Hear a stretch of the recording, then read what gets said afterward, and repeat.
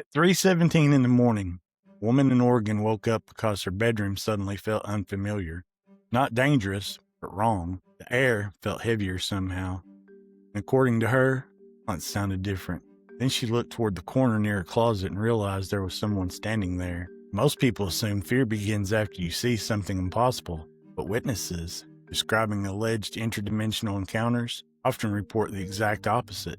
The fear comes first, before movement, before sound, before visual confirmation. Like the nervous system notices something conscious mind can't process yet.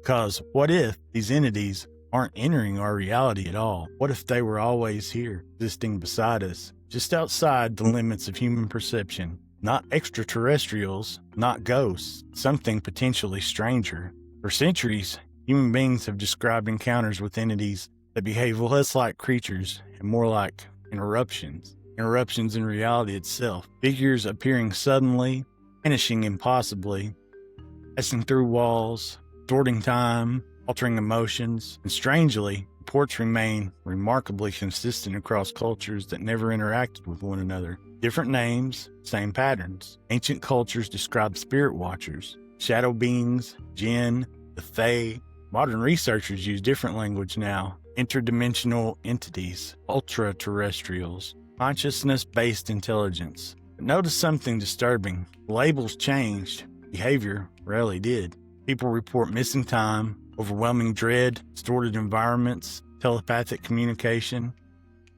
impossible movement, emotional paralysis. Perhaps the strangest detail of all, many witnesses claim the entities seemed surprised to be noticed, as if human beings are not normally supposed to perceive them. Now, logically, there's an explanation for the experiences like this: sleep paralysis, stress, neurological distortions, pattern recognition. In many cases, they're probably explainable because the human brain is deeply flawed under stress, especially in darkness, especially in isolation. Anyone alone long enough in silence begins noticing things that normally disappear between daily noise. Floor creak, shadow shift, sensation of being watched. That's human psychology. That still doesn't explain why there's so many reasons. The room changes first. Witnesses describe pressure changes, unnatural silence, distorted sounds, environmental heaviness, sudden emotional dread before the entity fully appears. A man camping alone in Nevada claimed he woke around 2 a.m. because the desert had become completely silent. No insects, no winds, no distant highway noise, nothing. Then he noticed something standing beyond the fire-lit, something tall, motionless, humanoid, but subtly incorrect. The proportions seemed wrong somehow. Arms slightly too long, posture too still, and according to him, the figure appeared distorted around the edges, like heat rippling above the pavement. But the disturbing part wasn't what it looked like. It was the feeling that the figure already knew he was awake. He later described the fear as immediate and irrational. Not panic, recognition, like some ancient survival instinct activated before his subconscious mind understood. He blinked, and the figure was closer, much closer. But he never saw it move. That detail appears repeatedly in interdimensional encounter reports. The absence of movement, entities appearing closer without witnesses observing physical transition, like reality itself updates. The position around them, instead of obeying normal physical motion like human beings, instinctively understands when reality violates expected behavior. One woman experiencing repeated sleep paralysis episodes claims she saw a dark humanoid figure standing near her bedroom door almost every night for 2 weeks. At first, the figure remained kind of at a distance, always silent, always still, until one night she mentally acknowledged it. She thought, "I know you're there," and according to her, that was the first night the figure moved. Before we end tonight, I want you to think about something.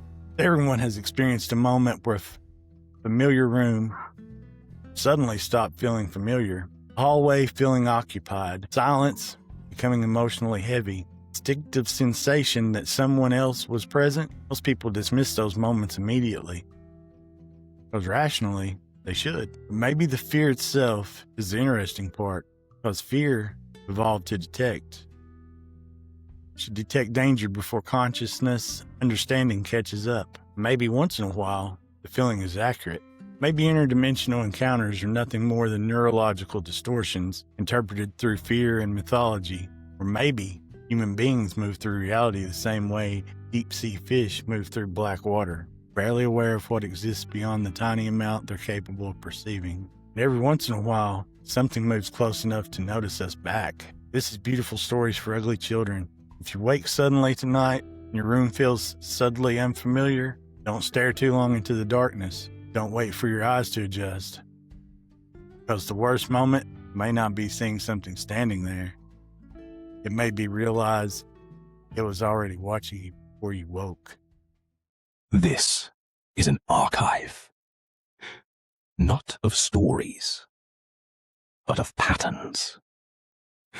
Things people have seen, heard, and learned not to ignore across different places, different languages. The details change, but the rules don't. And the rules exist for a reason. You are listening to Beautiful Stories for Ugly Children. Listen carefully. So now you know the pattern, not the story. The rule behind it. People don't notice it until it's already happened. It's too late to ignore. This is an archive. Continue. If you've experienced something like this, you already know